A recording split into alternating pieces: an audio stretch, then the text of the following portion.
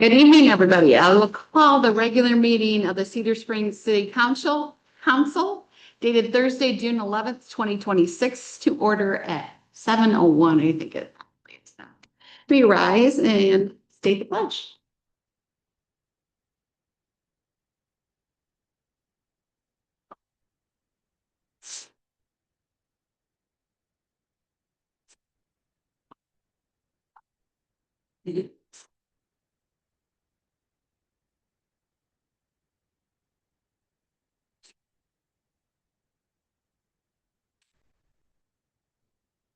Paul.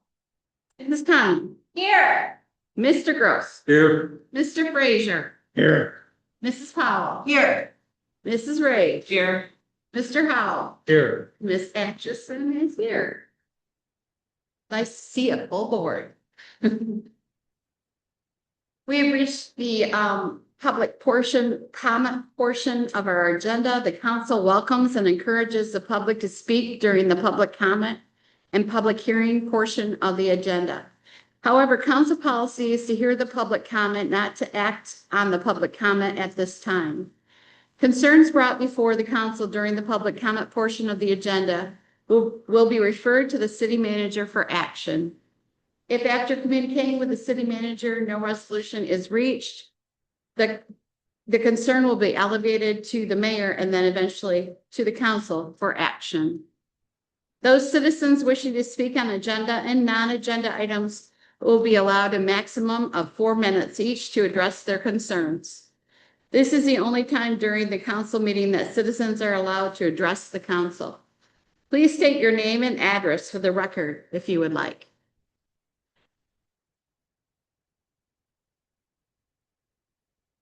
Now we are going to recognize. Oh, no, we're not. We have a public comment. Aye. That's right. That's what I'm doing. Thank you.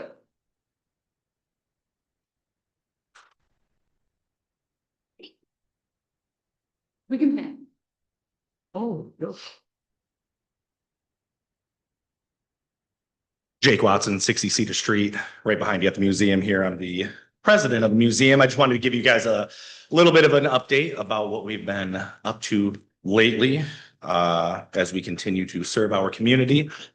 This week we held a CBDT meeting at the museum.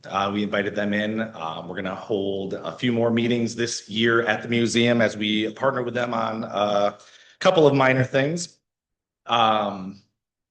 We are looking at a couple different fundraiser opportunities. What I just passed out to you is actually a book we are writing about the Hilltop School, which is currently in the process of coming down.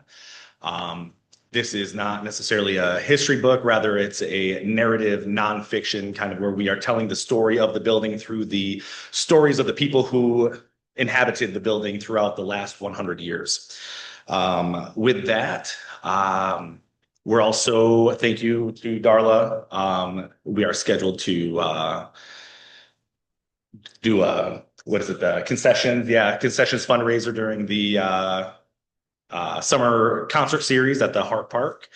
And this year we have taken over the celebration of lights, where we honor 2 lights that have kind of lit the way, community members who have lit the way for the rest of the community to be successful. We took that over after the Chamber of Commerce closed. So we will be doing that in November. We encourage everybody to email us at cedarspringsmuseum@gmail.com with your nominations of community members who have passed away in the last 10 years and then somebody from 10 years ago or more for us to honor the Saturday before Thanksgiving.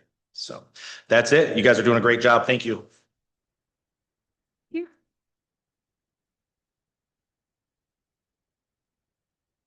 Sue Wolf, and boy, when I look at your agenda, you have an exciting night ahead of you, so I'll try to be really brief. Congratulations to Mr. Seawood and Mr. Vanderhyde for their award they'll be getting tonight.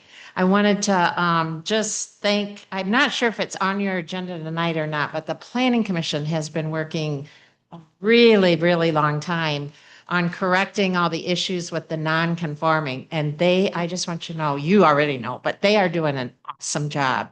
And they've done it and redone it and redone it a few times now under the guidance of Darla, who from the properties that were basically made of zero value, hopefully now will have some value again. So thank you for that. And also, I'm sure Emily, who's your great representative on the Cedar Springs Area Parks and Rec Board, has told you, but 2026 is our 40th anniversary. And that would never have been possible without the city supporting us. And when I look back over the 40 years of everything that's been accomplished and provided, through this unique partnership that I believe it's the only one in the state where 5 entities come together and have stayed together and collaborated and teamworked and all of the things that you have made possible through this partnership. It's really, really an exciting celebration. So anyway, and then the last thing is, if you haven't heard, Abraham Lincoln is coming to town. Can you believe it? In celebration of our 250th birthday for America, he wanted to come and talk a little bit about the things that happened when he was growing up and some of his favorite speeches and writings, and he will be here. So I sure hope you can come. It's a free event thanks to an anonymous donor and Kent Theater. So bring your whole family, and thank you very much.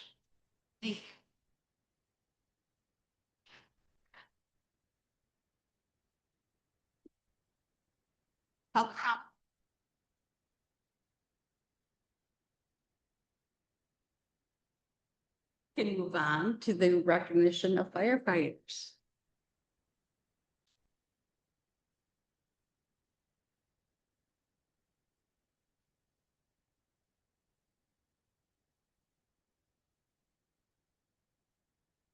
This is one of the few enjoyments you get at being a chief. It's lots of rough, there's lots of good. This is one of the good.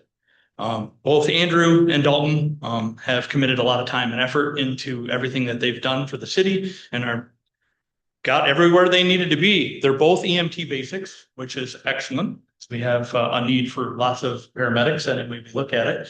And Andrew just finished his firefighter 1 and 2. Was it just last month? Yeah, just last month. And you already have yours. And Dalton's a new hire that just came on in February. And we do appreciate it. So we're going to do Dalton. I appreciate it very much.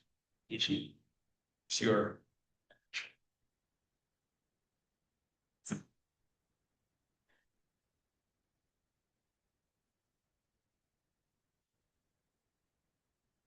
Andrew, again, appreciate your time and effort. Thank you very much.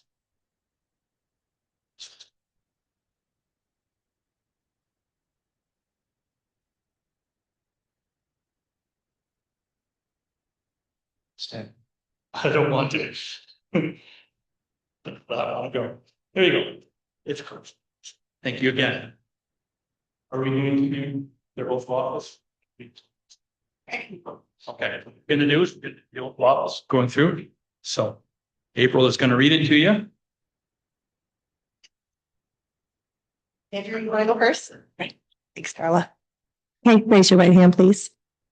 I, Andrew C. Wood, do solemnly swear or affirm that I will support the Constitution of the United States, the Constitution of the State of Michigan, and the City Charter Code of Ordinances of the City of Cedar Springs, and that I will faithfully discharge the duties of firefighter to the best of my abilities.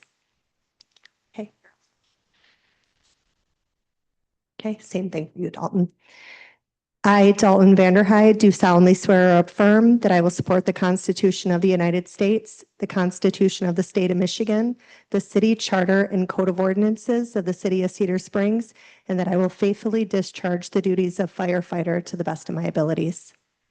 Okay. Thank you both.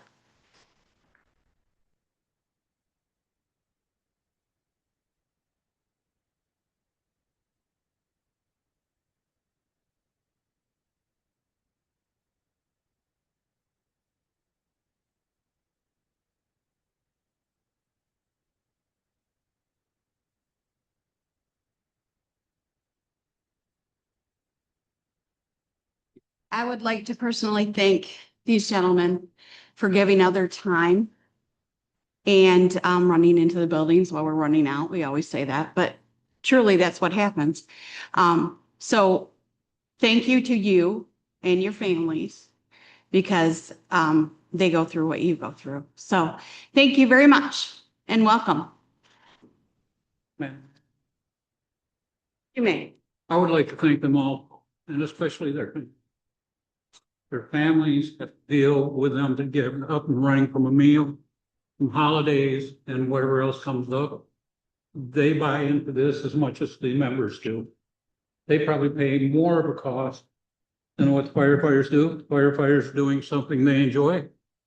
And they may be leaving their families staying behind, so I appreciate the families of them who are willing to give the time. Thank you, gentlemen.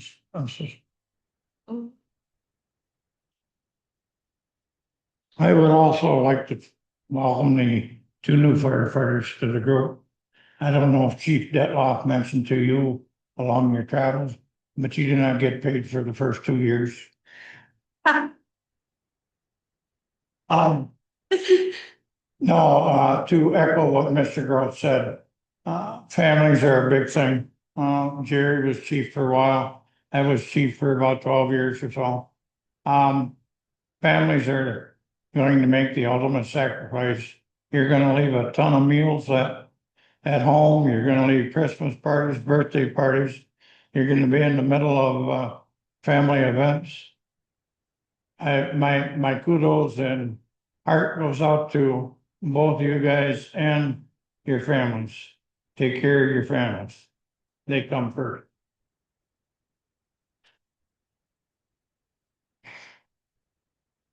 We'll move on to public hearings, which we have none. And then can I get a motion for the adoption of the agenda? Madam Mayor, I'll make a motion to adopt the agenda as presented. I'll second that. All those in favor? Aye. Aye. All those opposed, same. Carry 7-0. Can I get a motion to approve the consent agenda? Madam Mayor, I will make a motion to approve the consent agenda as presented. I'll second that. Any discussion? All those in favor? Aye. Aye. All those opposed? Same? Madam Mayor, would you like a roll call? Yeah, we'll probably have to do a roll call now. It's money. I was thinking the same thing. Mrs. Conley, Yes. Mr. Gross, Yes. Mr. Frazier, Mrs. Powell, Yes. Mrs. Race, Yes. Mr. Howell, Yes. Ms. Atchison votes yes, 7-0. Okay, we move on to action items. Mrs. Falcon? So this is ordinance number 257. This was in planning commission's lap for quite a while. We had just kind of invited all the residents that we were proposing to change the zoning for their property, invited them to a meeting, and then we had a public hearing. So this has been discussed several times at planning commission, came to you last month for first reading. Tonight is the second reading. So with the update of the master plan not too long ago, this comes from that now. So the future land use map has these parcels no longer B2, but either R1 or mixed use. So this is the action required to implement the changes from the master plan. A lot of residents attended the planning commission meetings, so they are very aware of the consequences of this zoning change. A few people requested that they remain B2, so their name and parcel number has been removed from this list. And that's fine. We're not, making anybody change zoning that they didn't want to. So along the First Street side, I think there was 18 addresses that are currently zoned B2. If you approve this tonight, they will be zoned R1. And then on the Second Street side, they went from B2 to mixed use. So what this allows is a lot of the houses along these routes. If they burnt down zone B2, they cannot be rebuilt. By changing this zoning, now they can be rebuilt. So that's the gist of this ordinance. Any questions?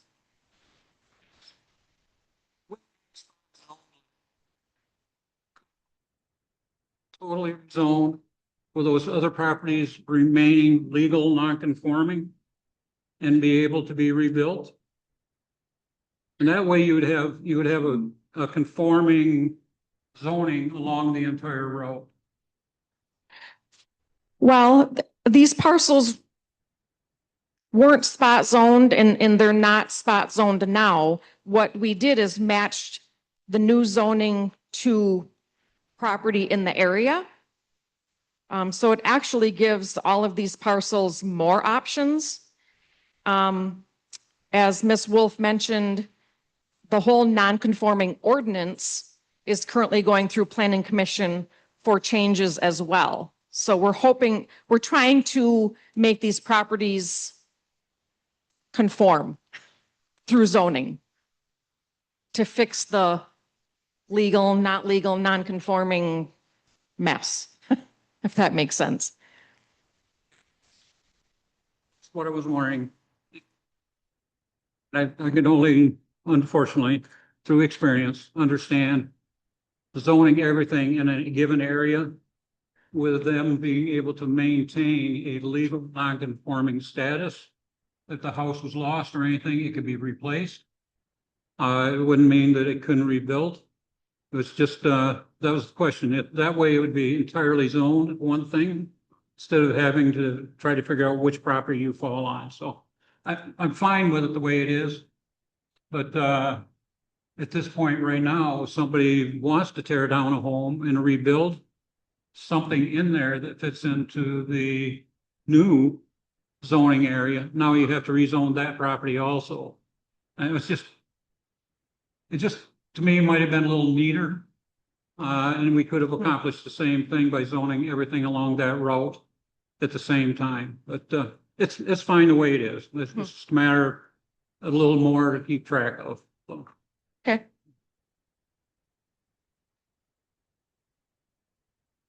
Any other questions? And can somebody make the motion? I'll make a motion to approve ordinance 257, an ordinance to amend the zoning map established by section 32-159 of chapter 32 zoning of the code of ordinances of the city of Cedar Springs. B2 rezoning ordinance, second reading. I'll second that motion to what she said.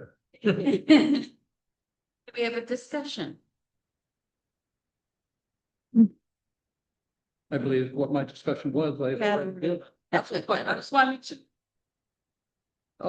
I will just say that I really appreciate the work that the Planning Commission and Darla has put into this, that it solves a real problem for people that have a house burned down and then can't rebuild it, which we had come to us as it's been a couple of years, but I'm glad we are fixing that.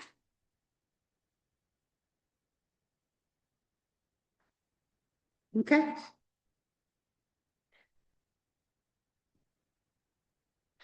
Let's do roll call. Mrs. Conley, Yes. Mr. Gross, Yes. Mr. Frazier, Yes. Mrs. Calla, Yes. Mrs. Race. Yes. Mr. Howell, Yes. Ms. Atchison votes yes, passes 7-0. And we move on to section B, motion to approve ordinance 258. Ms. Falcon? So this ordinance was originally written, thought it was at the end, but several years ago anyway. And so we've had several years of experience with this ordinance, current marijuana businesses changing hands, being sold to new owners, all that kind of stuff. Previously, we didn't allow a transfer It was a new application. They went through the whole process again. So in the last, I don't know, year probably, we're like, we need to fix this. We've got some experience under our belt. We worked with the city attorney to help us change the language. So again, this is the second reading before you tonight. This did not go to planning commission. This is a regulatory ordinance, so this is right to city council. So with the attorney's assistance, we recommend we adopt this new ordinance with these changes to allow for, it's just a cleaner process both for the city and the business owners. We don't need to make things complicated, and that original ordinance was complicated. So this really cleans up the process. Looking for a motion to approve ordinance 258, an ordinance to amend chapter 10, article. What is that number? Is 11 or something? Division 3, entitled Recreational Adult Use Marijuana Establishments. Marijuana License Transfer Ordinance Approval, second reading. I will make that motion. I can reread it if you. If you know. Good. I'll second that. Any discussion?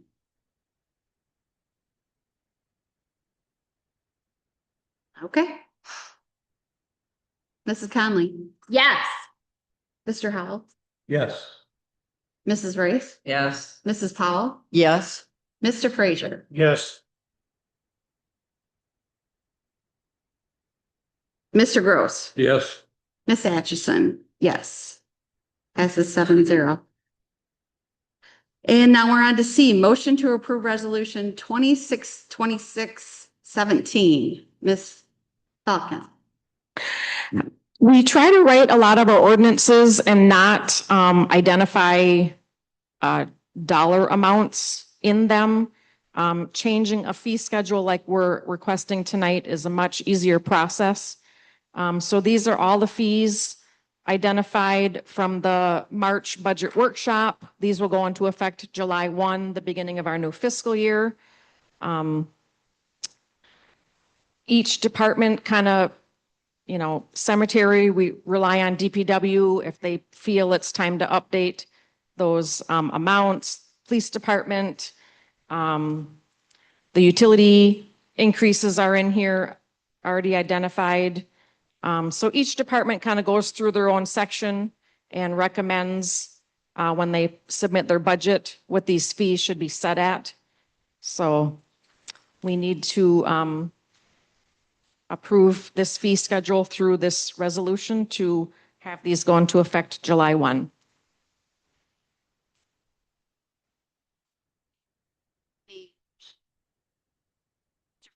I'd like to address my question to Chief.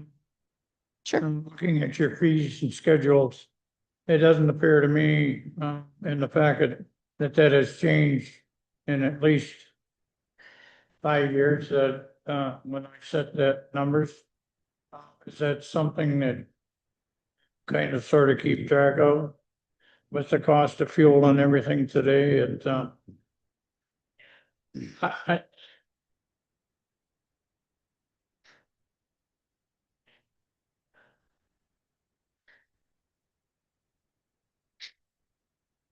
17. Sorry. We went up to 17, basically an hour for all of our firefighters going down on call. So we're trying to keep it as minimal as possible, go through it, but we want to make sure that we're not overcharging by any means. well, I just want to make sure that we're not spending money to have you guys out there and we can't afford to take a look at that and maybe bump it up a couple dollars every now and then. Thank you. I would agree. Well, I was trying to remember what was a lot worse than that. And you too, so. Yeah. We really need to keep our fees and services up with the cost of living. We can't let it slide. So things will increase, insurance, fuel, all heating the building, all that stuff. So unfortunately, things just keep going up. Can I get a motion to approve resolution 2026-17, a resolution to adopt the 2026 fees and charges for municipal services? Madam Mayor, I'll make that motion. I'll second that. Any discussion? Already had it. Mr. Gross, Yes. Mr. Frazier, Yes. Mrs. Powell, Yes. Mrs. Race, Yes. Mr. Howell, Yes. Mrs. Conlon, Yes. and Ms. Atchison votes yes. Passes 7-0. We are on to discussion items. Discussion item A, Mrs. Frazier, or Mrs. Frazier, Mrs. Falcon.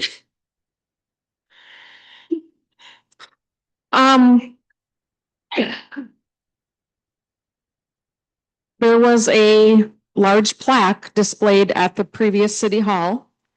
And I was not aware that there was an agreement that the city had allowing us to hang that there. So now that we're in a new building, I think it's a council decision.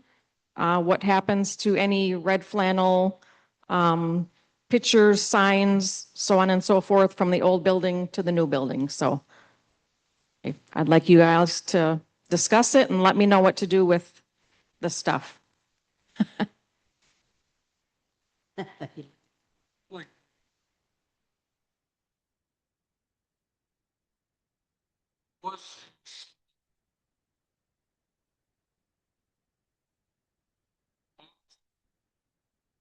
Was definitely a symbol of the past. There was a lot of history here, so on and so forth. I think it was appropriate to be in the building there. I'd have nothing against it being here if that's what the rest of the board chooses. But I think we should display it someplace, but not necessarily inside the building. If there's some way we could display it on the grounds. Because it is part of the past of Cedar Springs. We still honor the red flannels on Red Flannel Day.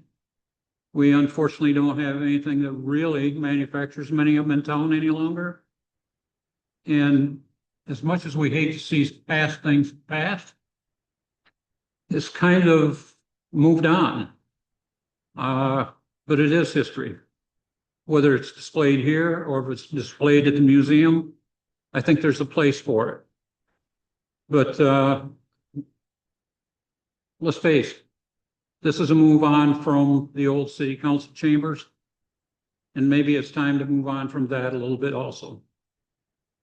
That's my comment. Mr. Frazier, do you have any? Yes, I do. I'd like to echo a lot of what Mr. Gross has said. There was a lot of time, a lot of sweat, blood and tears put into this building. Did a remarkable job. And I've told the city manager that on several occasions. Beautiful building. I can remember walking in here when there was county trucks and the floor soaked in oil. I also understand the history of the Red Flannel Festival. I think Jerry and I were Keystone Cops for about 207 years. And we didn't see parades because we were pushing the crowds back to keep the kids from getting run over because they were throwing candy. However, I appreciate the Red Flannel Festival and what things they have done, past and present. In my heart, and I hope, I believe I can go home and sleep tonight after making the next comment. I'm with Jerry. It needs a place in the city, but not necessarily inside the building. I think we put enough blood, sweat, and tears into this, and I'm not degrading that medallion at all, by no means. It's a piece of history. I agree, but I guess I'm lacking for comments as why it should be put somewhere else.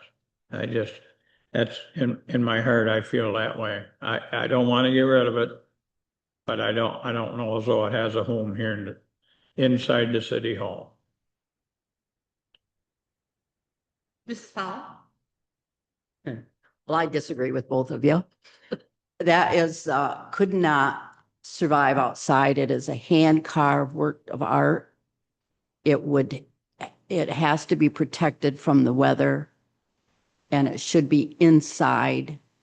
And having been so involved in the Red Flannel, I understand how much it means to our community, the love and the passion that people have for that symbol, for that history, for our culture, for our community touchstone to be put outside is absolutely abhorrent to me.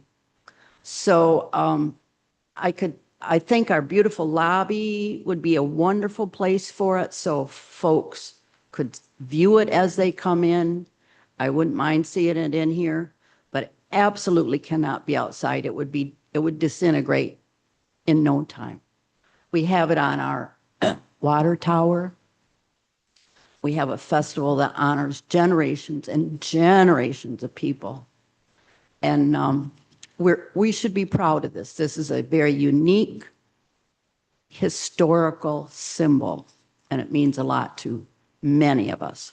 Where we put it inside, I think, is something we should discuss. The other thing is, we had that particular piece of art was created in memory of Ron Merlington. The other thing we have is a poster that was drawn by a local artist. She won an art contest on it, and it was a picture of our festival and characters and the fun and the wonderful feeling that that festival brings to our city, our people, from 8 months to 85 years. You see them all, you love them all. It's the one time in the year when every generation can get together and have a good time. And that's what she created. And I believe that should also be in City Hall, not outside. But thank you. Thank you for listening. Mrs. Conley? I'm with Rose, and Rose and I were the only ones on the council when that medallion was given to, it wasn't even given. It is on loan, for lack of a better term, because the one it was replacing was destroyed. And it was destroyed like on camera in front of news media. And it was brought back because the first one was it wasn't made by, but it was, what's the word I'm looking for? Contracted by Ronnie Merlington. Ronnie Merlington said, we need a symbol. And they made one. And it was behind us on City Hall from the time, this is my 16th year on City Hall, on City Council. And a previous mayor felt the need to destroy it. And in trying to put that back together, and I was the head of the committee that met with the Red Flannel Festival people, one of the things the festival did was buy a new one, had it made, and permanently loaned it to the city in honor of Ronnie Merlington, who had just passed away. And we had pictures with Shirley and his kids, and I have those pictures awarding it to them and them in front of it, displayed it. And again, it cannot go outside. It can't. It's raw wood that has been stained, and like it wouldn't make it through 2 rainstorms. It's not meant to be outside. So, and if we don't want to put it inside, we have to give it to the festival. Like, it doesn't actually even belong to us. And I'm gobsmacked that we don't want to move it over here after all of that we went through. I mean, I put in dozens of hours in trying to mend that. With sitting in Ronnie's living room, telling me, hey, kid, you got to fix this. Mr. Howell? Whenever you have something that's so emotional like that and so much history behind it, number one, on behalf of the people, you can't just discard something. Okay, so that's number one. Number two, because of the history and everything else, to protect it, to make sure it suffers no damage. How it's displayed, where it's displayed, we can debate that a lot. But I think the important thing is to make sure that the manager knows that we want that protected and find some place for it. Mrs. Drake? I know there's a lot of passion. Sign. You know, I've been doing this for 12 years, I think now, and you know, I know Burlington, the name, I mean, the history, I don't have that. You're telling me things I had no idea. So I get that the history's there and I think it's important, but I do believe that the Red Flannel owns it and it should go back to its own home.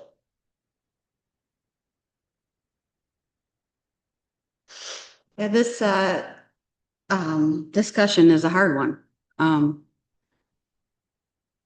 Trying to hold on to your past, but also move to the future.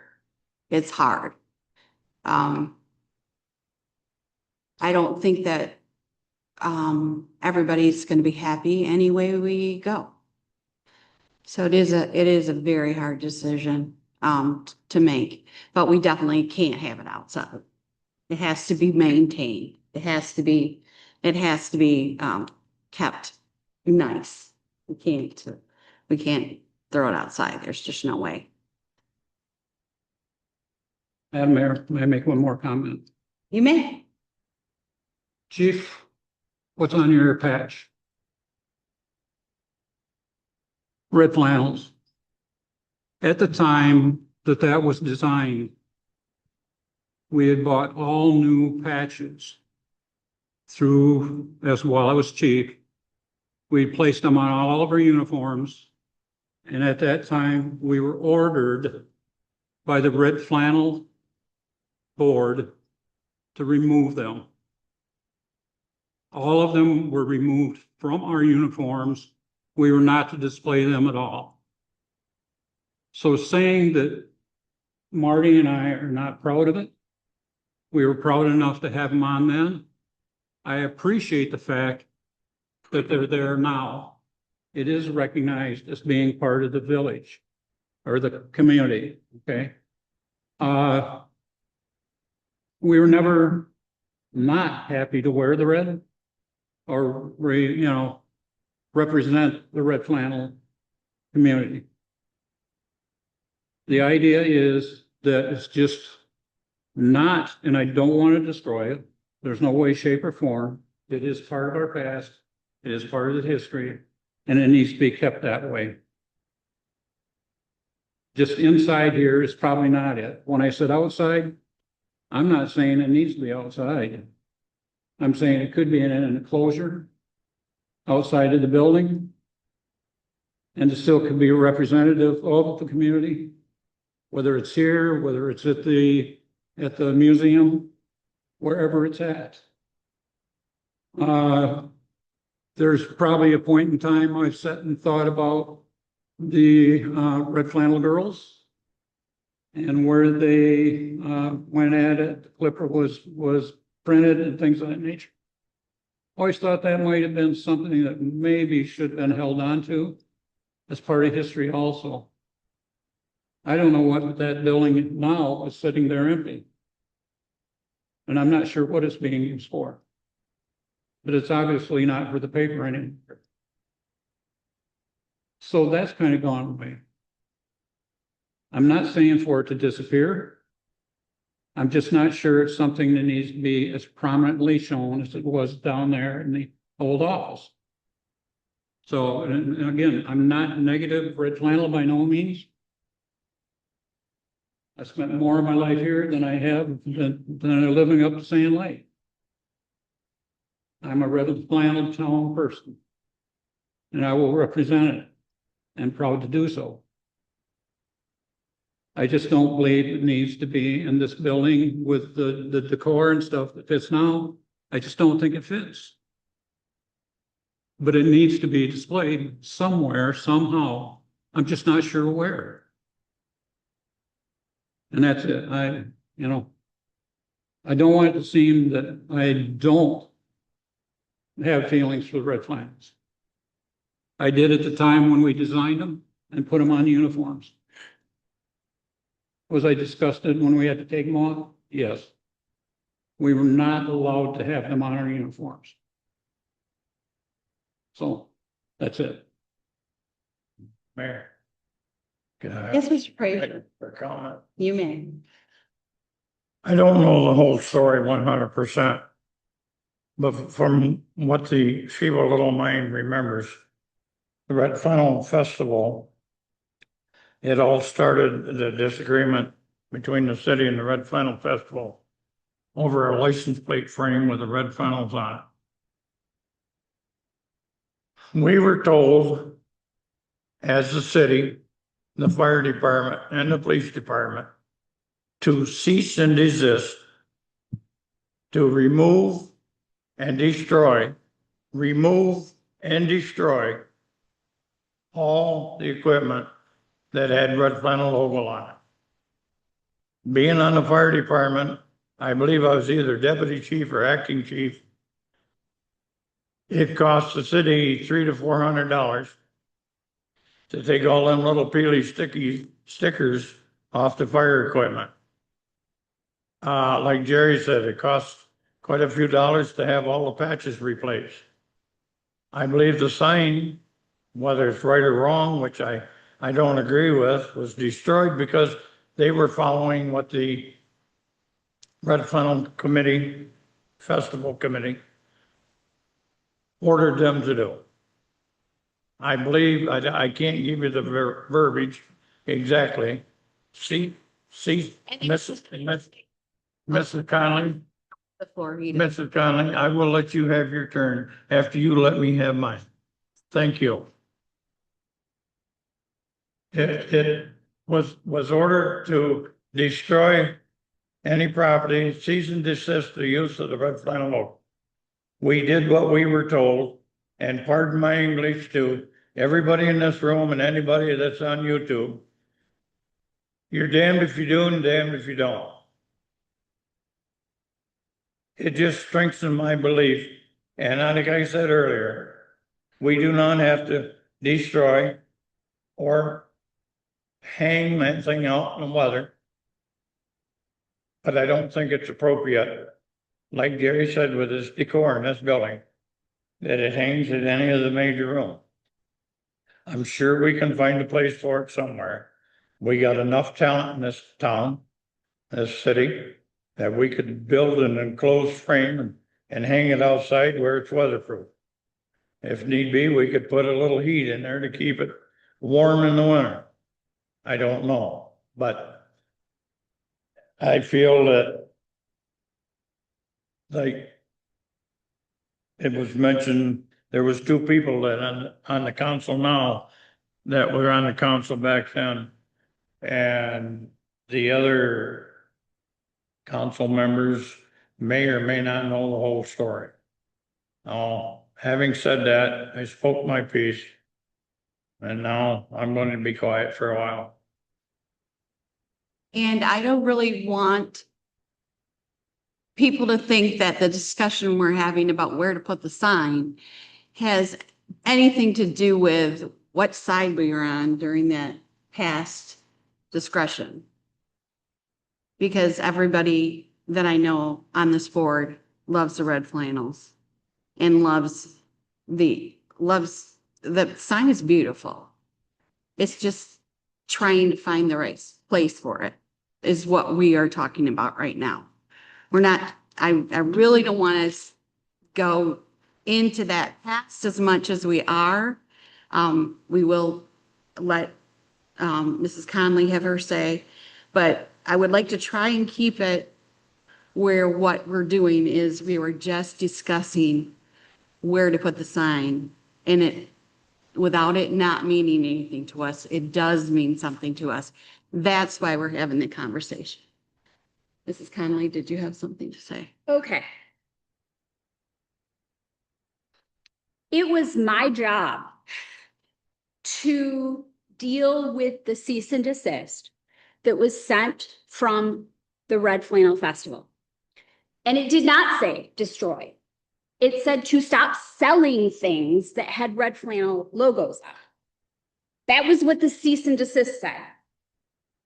The at the time mayor and the city manager, who had put things up on the city website for sale that had red flannels on it, decided that they were going to destroy everything. That was absolutely not in the language, which is why Ronnie Merlington, who had just gotten off council, came to me and said, "This is ridiculous. We have to fix this." And he had specifically commissioned the red flannel medallion that was behind the Red Flannel Festival, behind the city, as an emblem that was then taken out on the sidewalk and smashed into pieces in front of television cameras because reasons. And as part of fixing that, the Red Flannel Festival offered, and then Ronnie died. And the Red Flannel Festival said, "We will gift you, we will on permanent loan you a new one after we have contract language." And part of the on permanent loan was somebody else can't decide to take it out on the sidewalk and smash it into pieces. So I'm gobsmacked that this is something that we don't think needs to be here. Okay, thank you. I would like to, put this on the table and think about it for a while and try and think about where else we would like it if we're not gonna put it here. Is that anybody else? I make that motion. Anybody else? I second that motion. Maybe look at the city manager saying that I can truly understand why you did not want to make an individual decision on this until you got council input. And so in that spirit, I would like to return it back to her to the next meeting, that she bring back some options for us to look at. Okay, and I think that if we ourselves can think of options, we should bring them back also. Okay, I'm agreeing to table on that. okay. We have a motion on the thing.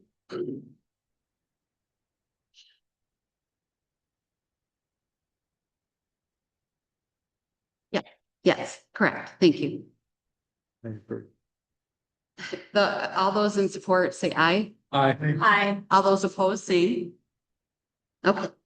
So now we are going on to discussion B, which is a discussion regarding the historical desk from the old city hall. This topic. I mean, kind of similar discussion. In this building, we bought all new furniture, not realizing the importance of this desk until we came across this picture. The Haynes family has contacted me they said if the city no longer has use for this desk, they would be more than happy to take it and take care of it. The museum has offered to display this desk there. Again, I think this is above my decision, so I'm bringing it to you for your decision. What would you like me to do with the desk?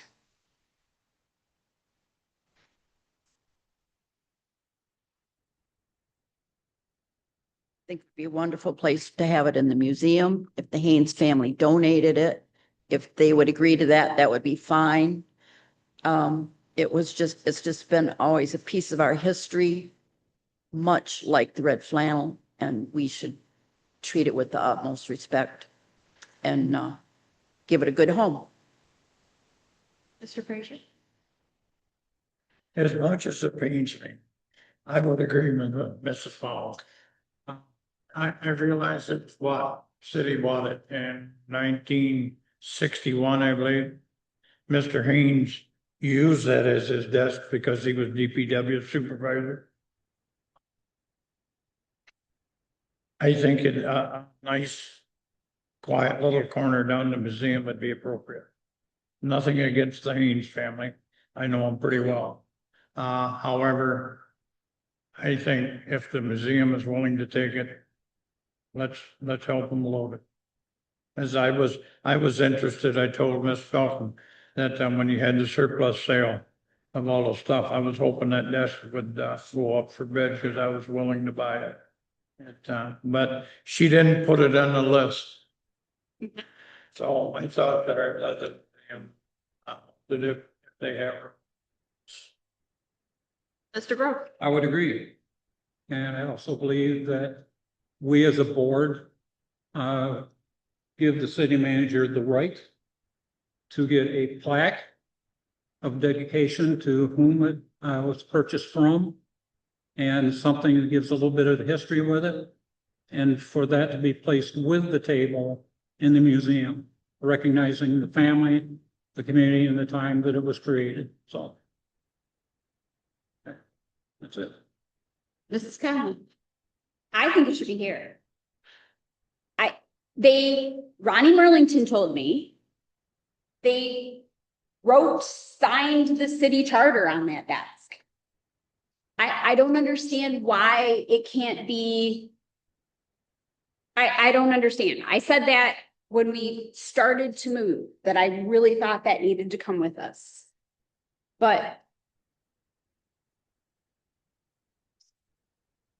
right, is that not what we're talking about? Yes. That's The roll top desk, okay. The table, I think, needs to come here. okay. Well, we're not talking. If the museum wants it, fine. I don't have it does have a lot of history. As you said, it was DPW. I certainly don't see anything wrong if the museum wants it. Mr. Howell? Thank you. Mrs. Ray? Thank you. I also agree with Rose. Don't pass off those. So would we I know. to make a motion? But do that. But they don't discuss. Mr. Gross, want to make a motion since you added the plaque stuff to it? Yeah.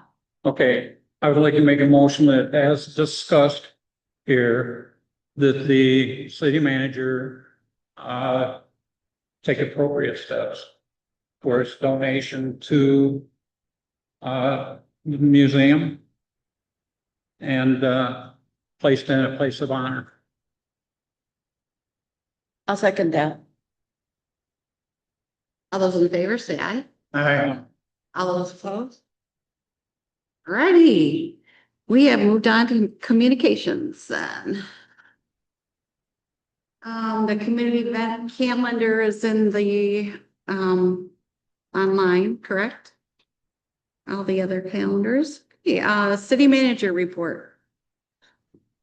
I have a couple of pictures to show you. I was contacted a couple months ago from a local Girl Scout troop. They purchased the bike repair station that's down at the staging area. This project was bird and butterfly houses that the girls made and painted, and they're being displayed, or they're being, they put them down on the north side of the creek in that garden area. So, yeah. I think the rain garden's on the south side. What is it called over there? Not Mrs. Brown's garden, but over to the west towards the trail. There's a kind of a nature area there. Do you want to flip through? Yeah, yeah. I just wanted to share a couple pictures of the bird and butterfly houses over there.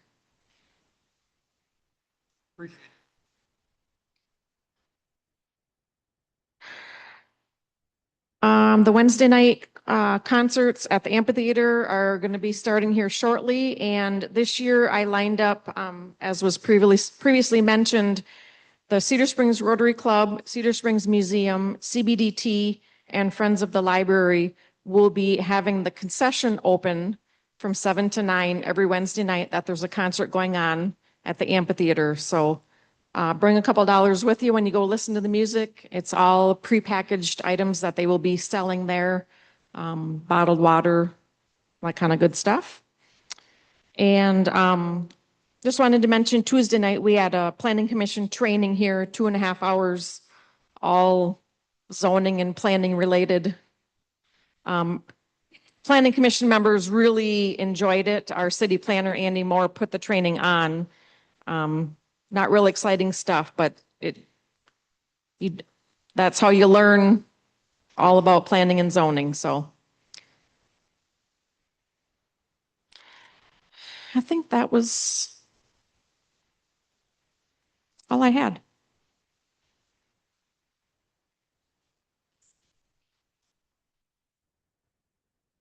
She's not with us tonight. Final T-ball with her daughter, so that's where she belongs. Yeah. Yep.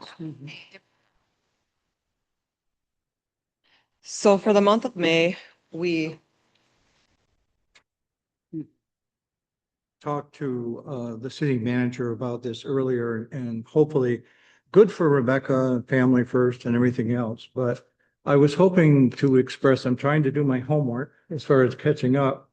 And DDA came up and went through, I had a wonderful meeting with the manager and Rebecca about the DDA as director. And I wanted to mention tonight is that, and I guess I'm really conflicted.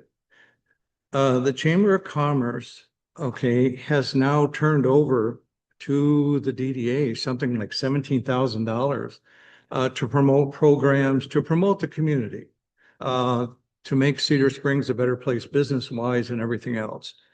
And I mean, look at the notices we've got here. Free movies, concerts, all these things are going on. I mean, we're talking about Lassie at the theater. So I have that, but at the same time, in talking with Emily and knowing myself, the DDA is financed by capturing taxes. And they have a base value that's set back in 2017, some 6.9 million. And their real purpose under the law is to increase that value. So when they turn off, those entities that had their taxes captured, that growth would now benefit from all the new growth in the district. And it happened. It has been happening. Where I'm conflicted is that with the chamber turning off, we do have a community promotions. I mean, we have a department that handles the festival expenses like that. But we're getting into areas now whereby we're putting on events and other such things that I historically have viewed as a chamber event. It's promoting the businesses. It's something along that lines. And what I get concerned about, and I'm just expressing, is that we get to that point, we're using property tax dollars. Okay, that's what funds the DDA, other than like donations. As a matter of fact, out of that, I think there's a little under 6,000 that is captured from the library. That would almost pay for the summer reading program. Right now, I think it's still captured.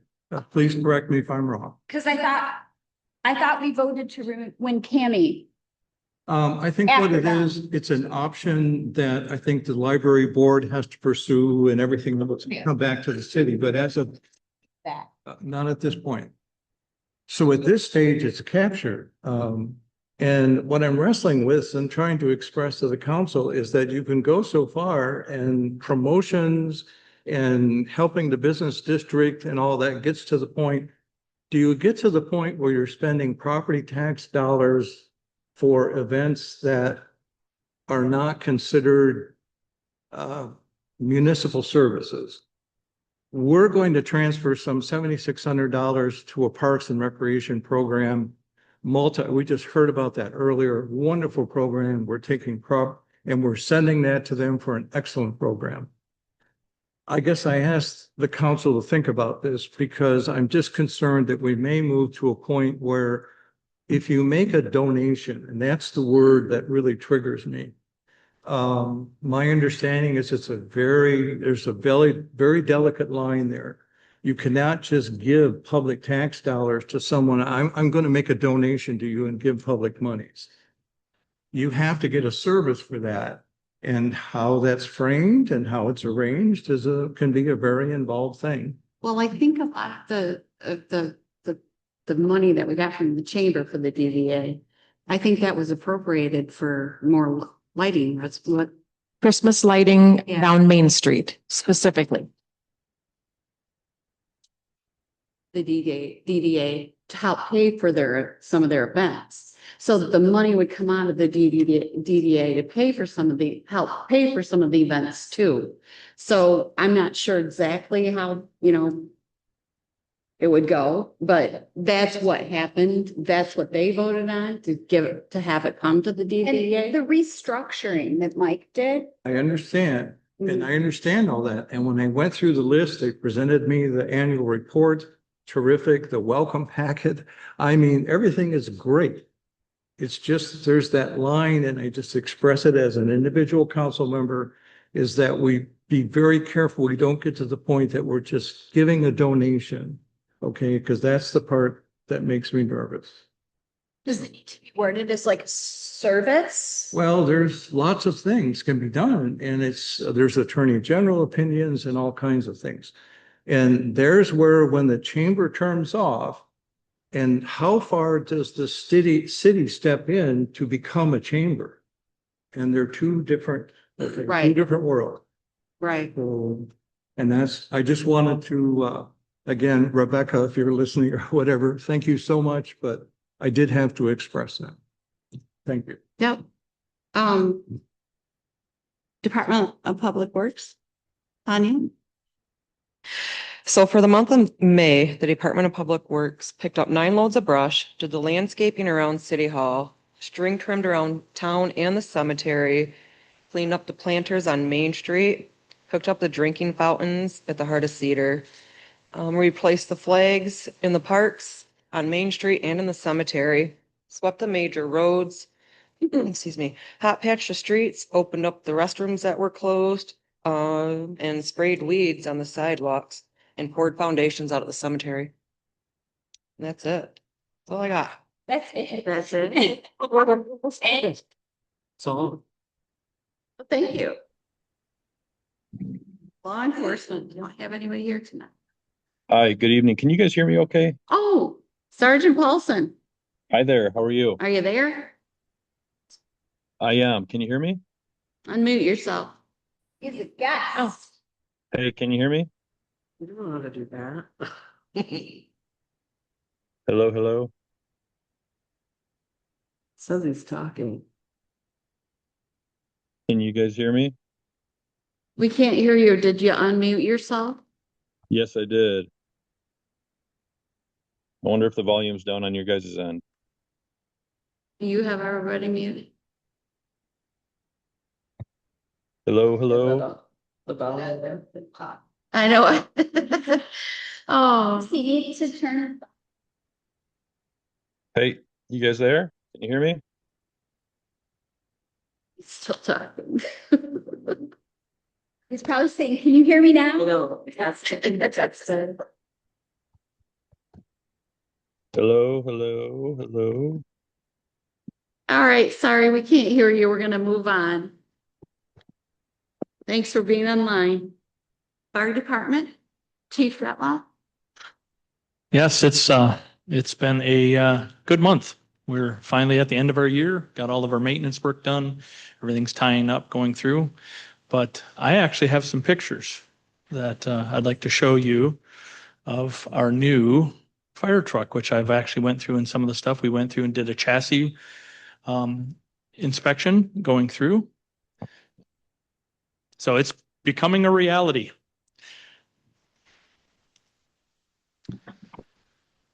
So the camera doesn't do the color justice. It's a lot darker of a red. We tried their best to match the color of the Model A. It's the darkest shade of red that they had that was available on the color spectrum that they had available going through. It is a Metro Star.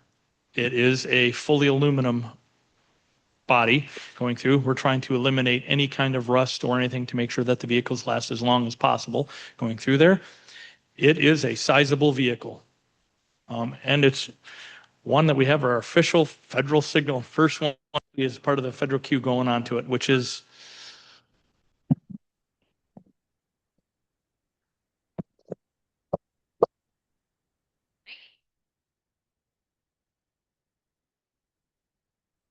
it is a sizable climb. It is every bit of 3 full steps at about 1.5 feet each going up to that vehicle.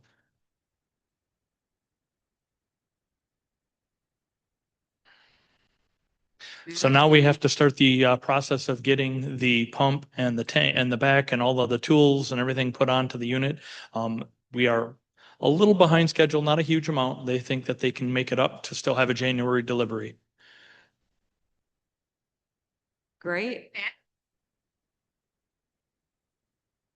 Mr. Fraser. Can I ask Chief Detloff one question? Sure Okay, can. maybe 2 questions. No, you said one. Is that gonna be your paint scheme, just plain red, or are you gonna go with some black trims like the county pumper is now? No, we're going to just go single color as we went through. We tried to make sure that we're as cost preventative as possible, try to make it as even as going through. We'll try to introduce some black into some of the graphics to go through, trying to match up some of the black that we have in the county pumper now. But it's a little bit of a change in trend to go through where we're going to stick to a single color. We went through as a sizable amount of money to increase to do the split line. I don't know how Jerry was able to get his split line there. It was a sizable amount for us. I can tell you it surprised me. Yeah. There were several of the board members that were getting up in age. They realized that they were getting ready to retire, and they also realized they'd never really done much of anything extra for the fire department. They suggested two-tone. Yep. Of course, I denied not doing so. I had always said chrome doesn't put out fire. They wanted chrome, so we got chrome on that truck. That one broke a lot of the molds as far as what we had bought trucks in the past. It's plain red, just, you know. Figured that'd be one of a type. Because it is an extra fee for a two-tone. Well, when we brought it up to them going through the two-tone on it, they said, well, we can do a lot with vinyl to get a lot of the stuff going through there, getting into it. A lot of the trucks similar to Caledonia where they went through that have a nice black solid stripe and some offset for our coloring for some of the badging and stuff like that will help. I know that Kent County usually is very important that they have Kent County prominently displayed on their county trucks going through. We've actually worked with Kent County to get that toned down a little bit. It'll be black on black as it goes through that. So it'll still be there and it'll be reflective and showing up as a process, but it'll be a little more toned down. Black can be done. The graphics. If you have the gold on the red, it'll show up and stuff in there if they're highlighted. So it can be done. We are doing a lot of black on red. That's one of the things, actually, the chevron on the back of it is going to be black and red rather than the chartreuse and black. We're trying to emulate as much of the Cedar Springs black and red as we can, trying to get all that stuff going through. We'll see how it goes. Mr. Question. Yes, Chief, It was very nice to see two more people that came on board. But on a very serious note to you, we have an interventional cardiologist in our family. And when I talk about firefighters, he happened to direct me to a particular website. And that website talked about last year, there were 48 deaths of firefighters. 63% of those were caused by cardiac arrest. They were not a collapse of a building or anything else. And in many cases, they completed their job, they did their job, they came home, and they literally died on the couch. I am asking the council, or I'd like to express this, particularly to the chief. There is a National Fire Protection Association codes. I think they're 1580, 1582, if I did my research. And they talk about medical evaluation standards so that the department makes sure, and out for my terms, I'll just say a stress test. The old free hunter, get on the treadmill thing and make sure your heart is okay. And I'm hoping that this council, and I know you can almost literally add a zero to the cost of a physical or anything else. But I hope the department will consider this because to me, if it's a $1,500 physical or test or stress test or everything else, if it saves a firefighter's life or finds a young woman who has a heart issue and we had no idea, but because of that test, we found it and we were able to save their life that way, that to me would be worth it. So I just wanted to express that to the council and to the chief. Thank you. Thank you. Any other questions? Me? Finance director? Oh, yeah, city clerk first. You can go out of order. Just a couple things I wanted to add from my report that's in the packet. First, I wanted to thank the staff for the last couple weeks and all their help mailing out 2,763 letters to the registered voters in the city of Cedar Springs to let them know that our precinct has now moved to this new building. And thank you to the council members that helped with that emergency meeting. We needed to make that official. So thank you guys all very much for the support. And those letters went out in the mail today, so you guys should start seeing those. And then on June 22nd, anybody that is on the permanent AV list, so that is to get an application before a ballot. Those were going to be sent out on June 22nd. And also with that, I do want to let you guys know and the public know as well that we are going to be canceling that list. So we only have 214 people left on that list. The majority of the people have transferred to that permanent ballot list where they just get a ballot in the mail. So to save the city money and time, we're going to send a letter with those applications, letting everybody know that if they'd like to move to the permanent ballot list, they can, but that the AV list isn't going to be maintained anymore. We haven't had to maintain it for a couple of years now. We have because we had quite a few people on it, but now that it's getting less and less, we're just going to do away with that. So I just wanted to let all of you know. Next week, we have our Laserfiche training with our staff, which is the software that we're going to be using for our record retention. So that's really exciting because we've been building that out for about a year now. And it'd be great to actually launch it with the staff and everybody to start using it. So that's going to be next Monday. And then Tuesday, I leave for conference for the week. So I'll be at conference, but working on stuff while I'm there. Okay, Mrs. Landon, Finance Director. Yeah, so I guess my tax bills don't seem so bad after seeing April mail out all of those election notices these last couple weeks that she's been preparing them because I don't have nearly as many tax bills as what she had to send out for those notices. So thankful for that. So with that being said, tax bills are going out at the end of the month. Apology to all of you. So you will be seeing those in the mail beginning of July. So they'll be going out by the 30th of June and payable on July 1st. And then due September 14th. That's the standard due date. It falls on a Monday, so no changes to that. We did receive our 2025 tax settlement from Kent County for all the real property that was still outstanding when we settled on March 1st. So with that did put us slightly over budgeted amount for the fiscal year, so that's good.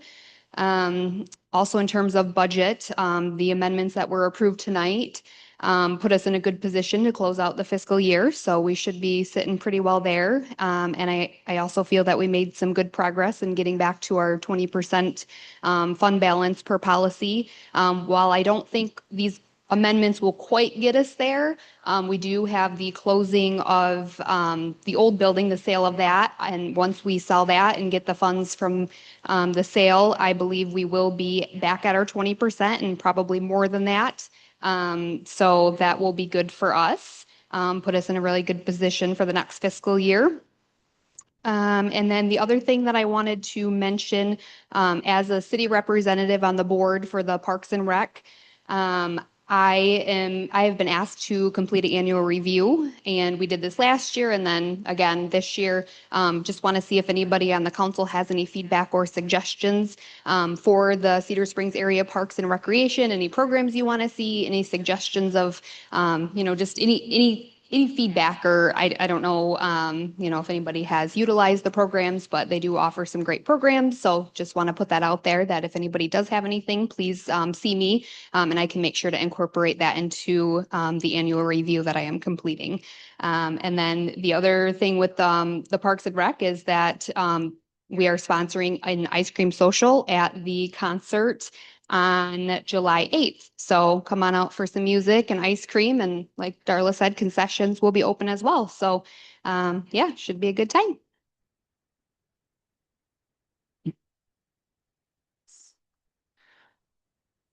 Well, we have word comments do you want to question her? Okay, yes, I'm sorry. Go ahead, Mr. Howell. It's homework time, and Rose tells me I should go in and find the city council policies, because there's lots of policies that have been done over the years. And sure enough, we have a policy regarding the reserves of the city. And it's set at 20%, which is, I think, very conservative.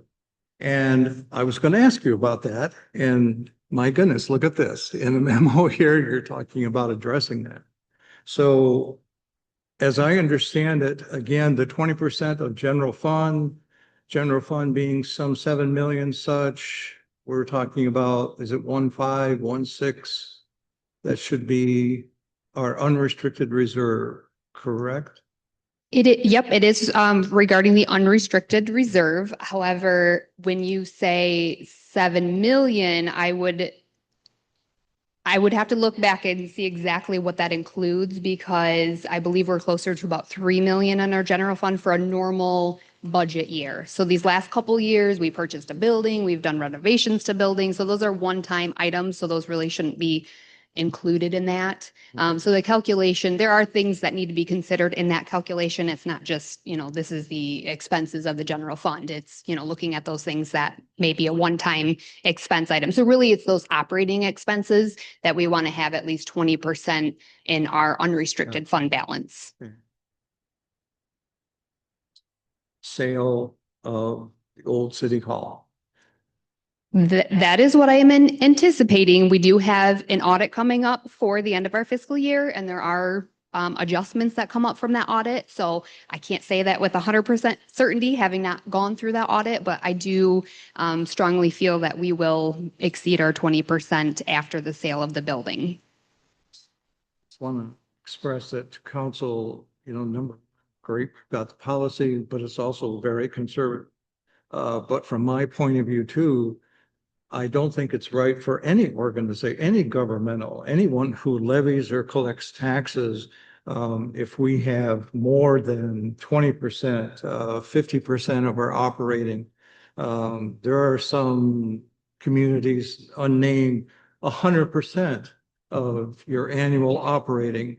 And to me, it's, again, I'm just expressing as an individual council member that we need to have a reserve and reassure the public that, yes, we've got a rainy day fund, but we just don't tax you and collect money and keep building and building without some kind of limits. That's the type of thing that I appreciate. Rose, thank you again. But that policy and those things are important. And it's important for me to know that we're there. So thank you. Can I? On that policy, just to clarify. My understanding is that 20% was actually recommended by our auditors after we had, and maybe this is a Darla question. We'd had some issues with the previous finance director. And that was part of what they suggested, is that we needed to put that policy in place to solve some of that. That's where the 20% came from. It was that, am I remembering correctly? It's been a minute. I think it's been 20% when I was hired in 2016.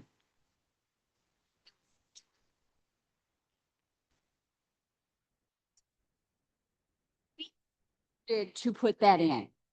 I believe if we put it in a policy, We did. then I'm trying to remember when, and I'm trying to remember why. There was a specific reason for the 20%.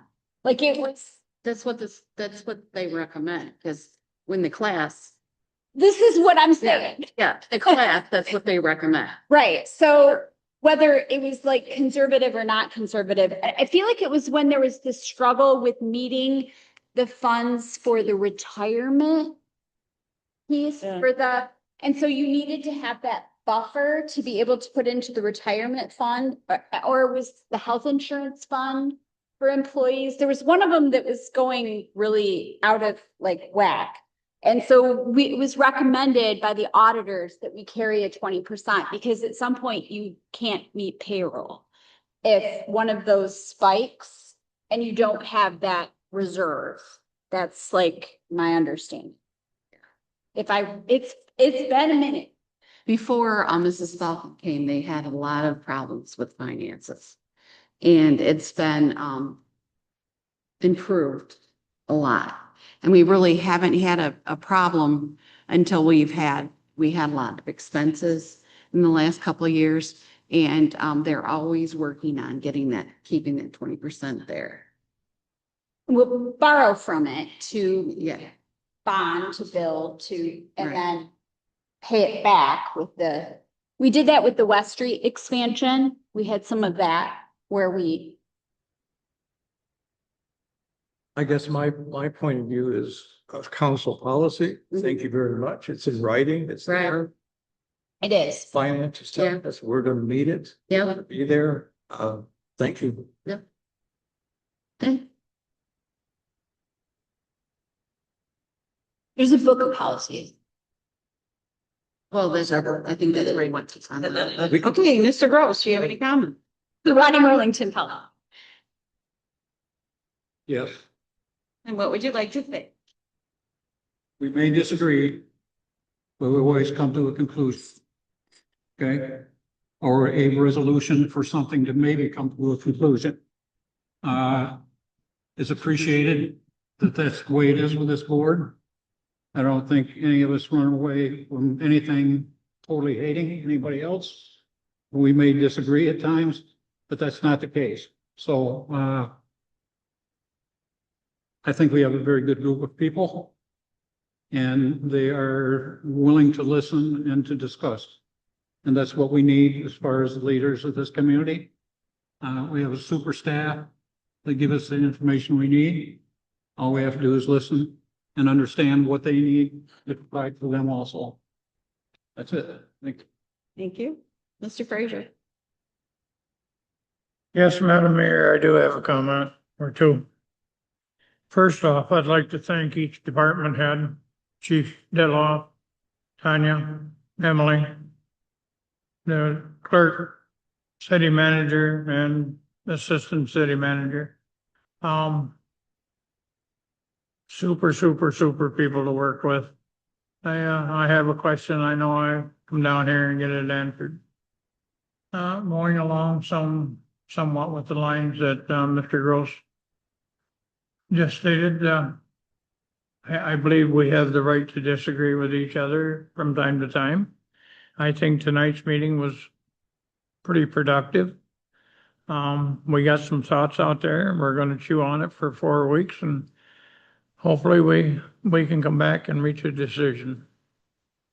I don't believe in the bottom of my heart that there's any hatred in this room for anything.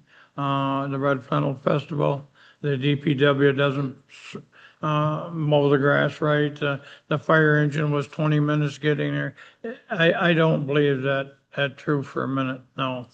We're in a room together, we can be able to work things out. And part of that was in my interview that the council had back in May, that you gotta have communication and you have to have transparency. And am I gonna make everybody happy 100% of the time? No, I am not. I won't even pretend to. However, I think we can sit in a room and work some things out. There's difference of opinions and it's going to happen. Hopefully not frequently, but we're gonna have some good discussions. Again, thank you to the staff, Ms. Falcon and Ms. DeSes. Is that how you pronounce that? Close enough. Just don't call me anything late for lunch. All right, that's all I have. Thank you. Mrs. Powell. Well, as I look up here, what does it say? It says cherishing our heritage. That's our Red Flannel heritage. That is our community touchstone. So we need to cherish it. Embracing our future. There's no reason we can't do both. It might be old, and it is like 88 years old, but it's a symbol, a unique symbol that belongs to us, our city, our community, generations of passionate people who love and celebrate this symbol. This red flannel is just amazing. So let's think this over in the next month or so. I'm sure there's a solution to this and try to get to this. I think it'll be just wonderful at the theater, June 22, 6:30. Come and do it. It'll be fun. Wonderful. Mrs. Conley. I got nothing. Mr. Howell. More homework. I'm reading and I'm going to use the phrase data center. And what I'm reading about is a lot of different things, a lot of different opinions. So I tried to back up and say, okay, in my particular, this round is water. And I'm looking at, I do want to talk to Russ or be able to ask him about this. We have a number of wells. Their depths are approximately 180 feet, things like that for our water supply. We have a 300,000 gallon tank, which is, and again, anybody can destroy my math at any time, but I think we fill that at least once a day or plus as far as using 300,000 plus more gallons a day that run through that. And please correct me if I'm wrong. Double 600,000. So we're running 600,000 a day through a 300,000 tank with 4 wells, three wells. So, and again, these are municipal wells, so they're at this 180, whereby you can have a home well. If we go across the freeway, there's actually a development over there, and they have wells, and they're about 150, 160 feet deep. But they also have neighbors that are only 60 feet deep. So when I hear these discussions and things are going on about water demands and water supply and water needs and everything else, and I have not had the previous discussions or everything else, so I'm walking into this brand new, and I'm just from what I'm seeing right here. But I guess I wonder if it's worth it to us with all this discussion around. Is it worth it for us to hold some type of meeting and invite our citizens, if you will, only? I guess you can't just do that, but to hear if they have any concerns. Do they have concerns about this discussion, this data center that they're concerned about? Not a debate, not a promotion, not, parading out on the things, but just to hear from them. We have not, as a board, ever discussed data centers. We have not, it's not been brought forward to us Okay, because it's in Solon Township. correct. And the only time we would have it brought to us if they ask us for water. That Okay. would be the only time, and we have not, it has not gone that far. So we have not gotten anything. We've not talked about it. We did not know a lot of what was going on in Solon Township. So Okay. we did not have any of that discussions on Then- this board. Then I want you to know that I'm learning about the city's water system. We still need to, yeah, we do still need to know, Yes. things. So, yeah, I'm And- glad. I'm and glad you're doing your this- homework. Yeah. We did just upgrade to a new well Mhm. and because our capacity has, and we have just done an upgrade. Were you around when we pulled the $3 million RDA grant to upgrade the water treatment plant? I feel like that was after you. Wastewater, Yeah. extra, new wells, yes, Okay, not the, we, not the wastewater. we pulled I think Rose was. The USDA water grant that we got to rehab, expand the water treatment plant. No, that was before me. Because we were maxing capacity and we pulled a $3 million USDA loan to, I think it's not even all the way paid off.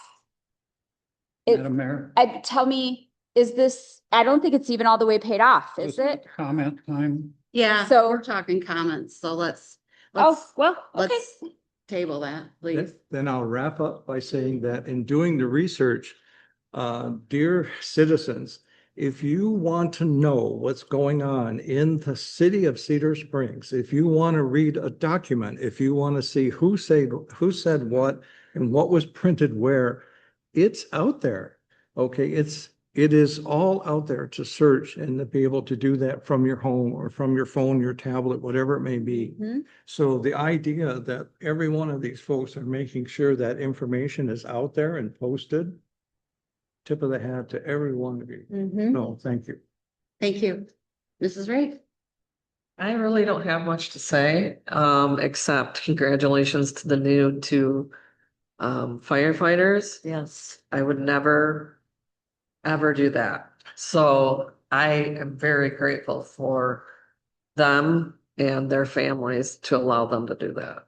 And I hope that they stay safe as all of you as well. Yeah. Thank you. I just would like to say, again, we need to keep our view, focus on what we're talking about and what we're trying to, figure out and, not get lost in what happened before or what's going to happen in the future. When we're not really talking about that. And that's, again, the sign is beautiful and we are a red flannel city. I'm not embarrassed to be the red flannel town. I'm not embarrassed when they talk about that at all. That's part of our heritage. That's where, what was big in our city. I mean, they still wear red flannels, okay? I don't care. I might not choose to wear them, but if I want to keep warm, guess what? I'm gonna wear them. I don't care, They're beautiful. They're wonderful. They were made here. I love that we have that festival. And I love that we came back together and I don't want to rehash and I don't want to have it back where it was. So let's stick to reason we were talking about it, is just where we're gonna put it. That's the only thing. It's not because we don't like red flannels. We love them. And thanks again for the staff. You always are very helpful. Thanks for all the firefighters, and I'm glad you did find more. Because I know it's very hard right now to find staff.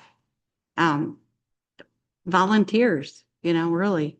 And I'm trying to getting into trying to figure out how they're paid and how everybody's paid and what we're gonna do, and because I think that whole system has to change, but I don't know if we're gonna be the ones to change it, but I'm looking into it. Yeah, I'm looking into it. So thank you. I appreciate it. And with that, we will be adjourned at 8:37.